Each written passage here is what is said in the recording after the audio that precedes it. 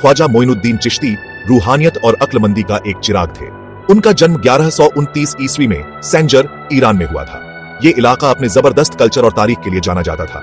उनका असली नाम मोइनुद्दीन था, लेकिन वो ख्वाजा मोइनुद्दीन चिश्ती के नाम से मशहूर हुए। ख्वाजा का मतलब होता है उनका इज्जतदार मर्तबा। चिश्ती उस सूफी सिलसिले को दिखाता है जिसकी वो बाद में रहनुमाई करेंगे। मोइनुद्दीन एक नेक खानदान से ताल्लुक रखते थे। उनका खानदान पैगंबर मोहम्मद के खानदान से था। वो अपनी नेकी और इस्लाम के प्रति वफादारी के लिए जाने जाते थे। उनके वालिद सैयद ग्यासुद्दीन हुसैनी एक इज्जतदार शख्सियत थे।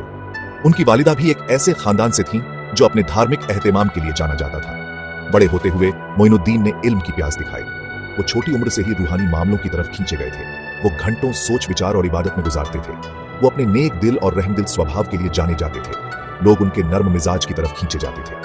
मोइनुद्दीन की जिंदगी में उस वक्त एक बड़ा सदमा आया जब वो सिर्फ 15 साल के थे। उनके वालिद का इंतकाल हो गया, जिससे वो कम उम्र में ही अनाथ हो गए। इस खोने का उन पर गहरा असर पड़ा।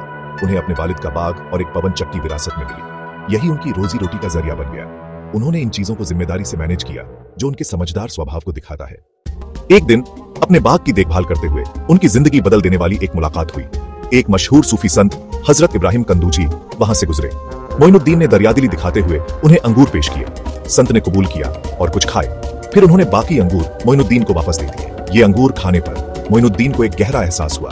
उन्होंने अपने अंदर एक रूहानी जागृति महसूस की। इस मुलाकात ने रूहानी खोज की एक गहरी ख्वाहिश जगाई। इसने उन्हें एक नए रास्ते पर, सूफीवाद के रास्ते पर डाल दिया। सूफीवाद इस्लाम की एक रहस्यमयी शाखा है जो खुदा के साथ एक निजी रिश्ते पर जोर देती है। इस जागृति ने इल्म की तलाश करने की उनकी ख्वाहिश को और बढ़ा दिया।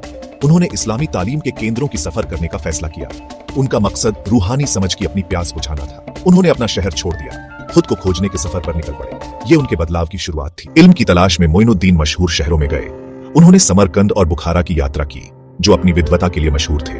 ये शहर इस्लामी तालीम और कल्चर के केंद्र थे। दुनिया भर के विद्वान इन केंद्रों में आते थे। उन्होंने खुद को अपनी पढ़ाई में डुबो दिया। उन्होंने इस्लामी धर्मशास्त्र, न्यायशास्त्र और सूफीवाद का गहराई से अध्ययन किया। उन्होंने घंटों लाइब्रेरी में बिताए, प्राचीन ग्रंथों को पढ़ते हुए। उन्होंने विद्वानों के साथ बहस और चर्चा में हिस्सा लिया। इल्म की उनकी प्यास की कोई सीमा नहीं थी। इस दौरान उन्होंने एक रूहानी गुरु की जरूरत महसूस की। वो एक ऐसे गुरु की तलाश में थे जो उन्हें सूफीवाद के रास्ते पर ले जा सके। उनकी तलाश उन्हें हरवान गांव ले गई। यही उनकी मुलाकात ख्वाजा उस्मान हारूनी से हुई, जो एक पूजनीय सूफी गुरु थे। ख्वाजा उस्मान हारूनी से मुलाकात मोइनुद्दीन की जिंदगी का एक मोड़ थी। उन्होंने उन्हें अपना मुर्शिद, अपना रूहानी गुरु माना। इससे शागिर्दी के एक गहन दौर की शुरुआत हुई। मोइनुद्दीन ने खुद को पूरी तरह से अपने मुर्शिद की सेवा में समर्पित कर दिया। उन्होंने ख्वाजा उस्मान हारूनी की पूरी नम्रता और भक्ति के साथ सेवा की। उन्होंने उनकी हर जरूरत का ध्यान रखा, चाहे वो कितनी भी छोटी क्यों न हो। वो उनका सामान ढोते, उनका खाना बनाते और उनके रहने की जगह साफ करते। वो इन कामों को काम नहीं, बल्कि अपने मुर्शिद की सेवा करने के मौके के रूप में देखते थे। उनकी भक्ति अटूट थी। उन्होंने हर काम को प्यार और लगन से अपनाया। उनका मानना था कि अपने मुर्शिद की सेवा करना इबादत का एक तरीका है। सेवा का यह दौर 20 साल तक चला। अपने मुर्शिद के मार्गदर्शन में मोइनुद्दीन की रूहानी समझ गहरी होती गई। उन्होंने कड़ी रूहानी ट्रेनिंग ली। उन्होंने ध्यान और चिंतन जैसे सूफी अभ्यासों में भाग लिया। उनका दिल खुदा के लिए प्यार और भक्ति से भर गया।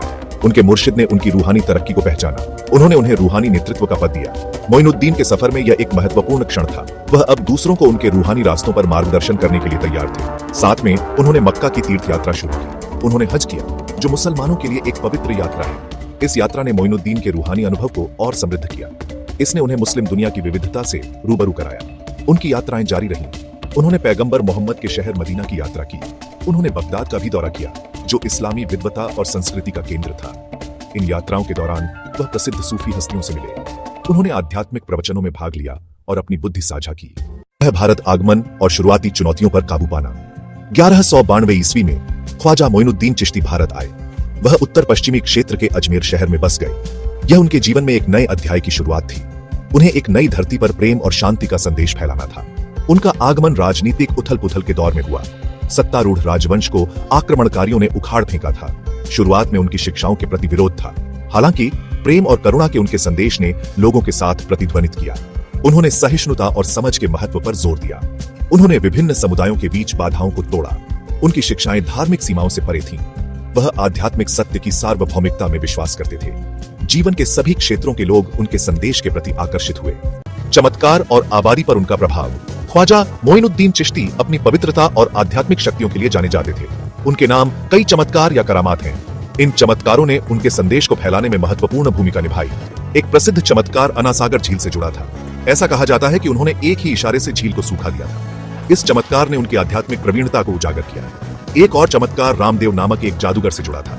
रामदेव ने ख्वाजा मोइनुद्दीन चिश्ती के आध्यात्मिक अधिकार को चुनौती दी, हालांकि वह संत की शक्तियों से विनम्र हो गया था। इस मुलाकात के कारण रामदेव का इस्लाम में धर्म परिवर्तन हुआ। ये चमत्कार उनके आध्यात्मिक कद के प्रमाण के रूप में कार्य करते थे। उन्होंने विश्वास और भक्ति की शक्ति का प्रदर्शन किया। लोग इन चमत्कारों से दंग रह गए। वे मार्गदर्शन और आशीर्वाद के लिए उनके पास आते। अजमेर शरीफ दरगाह की स्थायी विरासत। ख्वाजा मोइनुद्दीन चिश्ती का 1236 ईस्वी में अजमेर में निधन हो गया। उनकी कब्र, जिसे अजमेर शरीफ दरगाह के नाम से जाना जाता है, एक पूजनीय तीर्थ स्थल बन गया। यह उनकी स्थायी विरासत का प्रमाण है। दरगाह सांप्रदायिक सद्भाव का प्रतीक है। सभी धर्मों के लोग आशीर्वाद लेने के लिए दरगाह पर जाते हैं। यह एक ऐसी जगह है जहां मतभेद दूर हो जाते हैं। उनकी शिक्षाएं लाखों लोगों को प्रेरित करती रहती हैं। प्रेम, करुणा और मानवता की सेवा का उनका संदेश आज भी प्रासंगिक है। उनकी विरासत उनके अनुयायियों चिश्ती सूफी सिलसिले द्वारा आगे बढ़ाई जाती है। वार्षिक उर्स उत्सव उनकी पुण्यतिथि मनाता है। यह दुनिया भर से लाखों भक्तों को आकर्षित करता है। दरगाह आशा और शांति की किरण के रूप में खड़ी है। एकता और करुणा का एक कालातीत संदेश। ख्वाजा मोइनुद्दीन चिश्ती का जीवन और शिक्षाएं गहन सबक देती है। उन्होंने हमें प्रेम, विनम्रता और सेवा का महत्व सिखाया। उन्होंने आध्यात्मिक सत्य की सार्वभौमिकता पर जोर दिया। उन्होंने समुदायों के बीच बाधाओं को तोड़ा। उनका संदेश आज की दुनिया में विशेष रूप से प्रासंगिक है।